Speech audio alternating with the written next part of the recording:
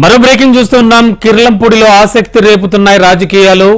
ముద్రగడ పద్మనాభం అధికార వైసీపీకి షాక్ ఇచ్చారు. కాపు ఉద్యమ నేత ఇక తనను కలిసేందుకు తోట త్రిమూర్తులను వైసీపీ రంగంలోకి దించింది. అయితే కలిసే ప్రసక్తే లేదని తేల్చి చెప్పారు ముద్రగడ. అంతేకాదు తాను వైసీపీలోకి వచ్చే అవకాశం కూడా లేదని తేల్చి చెప్పారు ఆయన.